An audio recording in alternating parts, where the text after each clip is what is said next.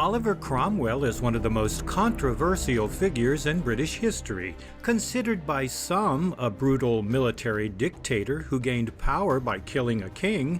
Others view him as a hero of liberty and class revolution. Cromwell spent his first 40 years in relative obscurity as a middle gentry farmer, before undergoing a religious conversion in which he became an independent Puritan. He was elected to Parliament in 1628 and rose to leadership as tensions escalated between King Charles I and Parliament. When the turmoils exploded into civil war, Cromwell demonstrated exceptional abilities as a military commander, utilizing his influence with the soldiers under his command to defeat the royalist forces and dominate Parliament. After the beheading of King Charles I, Cromwell assumed the leadership of Britain as Lord Protector of the Commonwealth. A reading for a 58-year-old insurance representative included a past life as Oliver Cromwell. The readings characterized that period as when the people rose and sought freedom from the yoke of the king. This interpretation places Cromwell's activity in a populist context, in which he acted on principle, believing that each individual has the right to find their own place in society and fill it to the best of their ability. In other words, Cromwell was a champion of personal freedom. Interestingly, his reading also indicated a past life as the Greek general and philosopher Xenophon, another historical figure of military action and high principle. The reading observed that with the proper application of will, further incarnations in the earth would be unnecessary. The man who received this reading was the uncle of Edgar Cayce's wife, so there may have also been some favor shown in this case, beyond the normal bias of magnifying virtue while minimizing faults. In addition to the reading for Cromwell himself, there were readings for over 30 other individuals with past lives in Britain during Cromwell's activities there, many in close contact with Cromwell. For example, a reading for a 56-year-old department store sales manager described a past life as Alfred O. Dunhill, an aide to Cromwell during those periods of turmoil between church and state, when the freedom of the people hung in the balance. Dunhill gained through the experience, yet did feel some inner disturbance due to the uncertainty of conditions, especially with regard to dealing with those in authority solely by heritage of birth, that is, King Charles. The reading observed that God is not a respecter of persons nor bodies, but of purposes, desires, hopes, and fears. So much for King Charles' claim for the divine right of kings.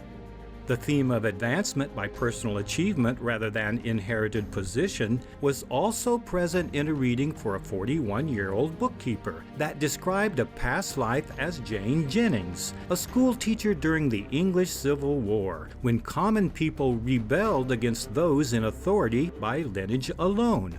Jane Jennings joined with Cromwell's movement to unite people for a common purpose, a common cause of freedom of speech, freedom of thought, and freedom of worship according to the dictates of their own conscience.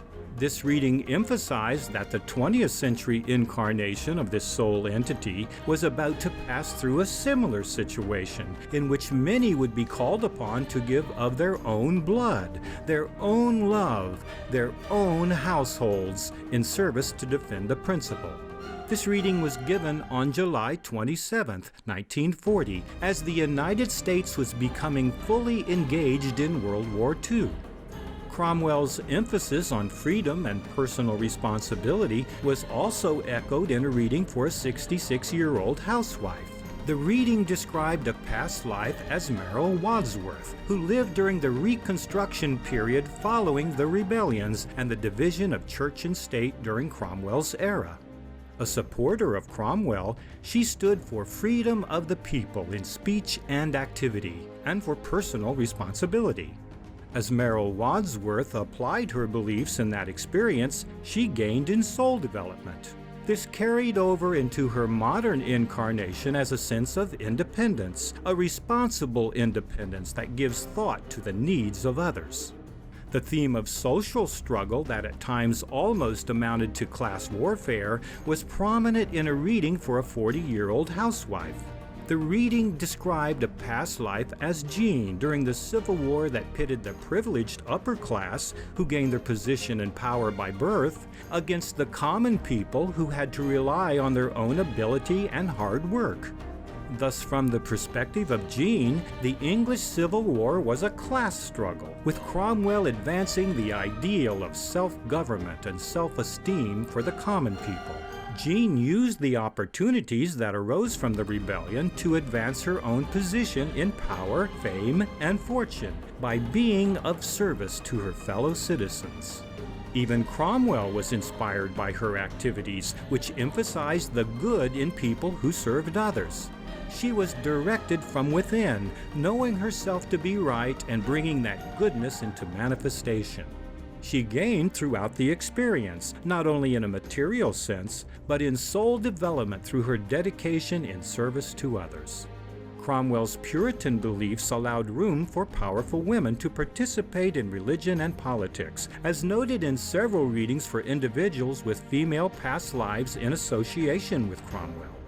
For example, a reading for a 22-year-old statistician described a past life as Eliza Gates, when there were the uprising against the church. She was among the right-hand men of Cromwell, able to hold her own in social gatherings, showing that women might play a role in state affairs.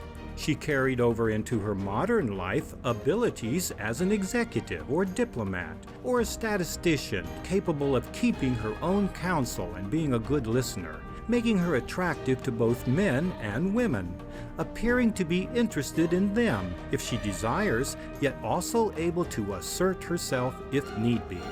Of course, no discussion of Oliver Cromwell would be complete without mentioning his prowess as a military commander and creator of a powerful and highly motivated army capable of fighting with religious zeal and commitment to an ideal. With that in mind, consider the reading for a 35-year-old architect that described a past life as George Piper, a soldier with a philosophical mind who fought under Cromwell to establish freedom of speech and freedom of possession without interference from the church.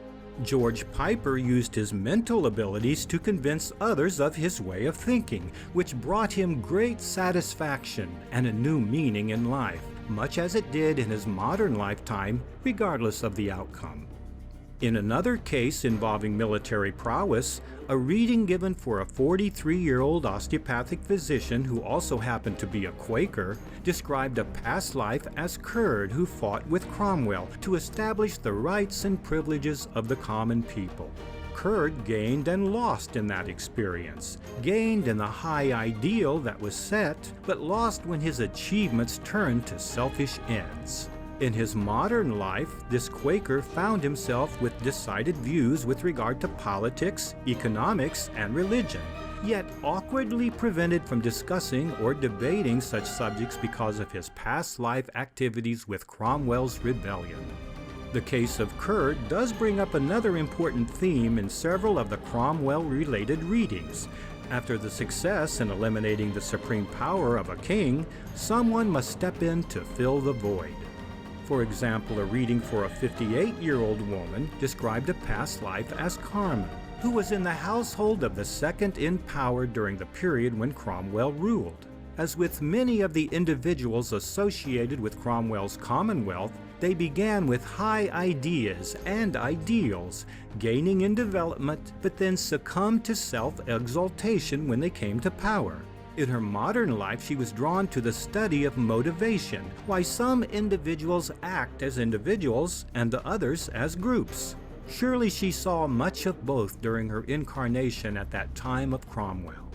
In a similar case, a reading for a 57-year-old businesswoman described a past life as Gretchel, living in Cornwall in the southwest of England during the time when Cromwell and King Charles warred against each other. Her reading stated that the conflict revolved around some key issues such as division of church versus state, people versus a dictatorial ruler, whether individuals could have freedom of religion and activity, whether the ruler had unlimited ability to tax the people.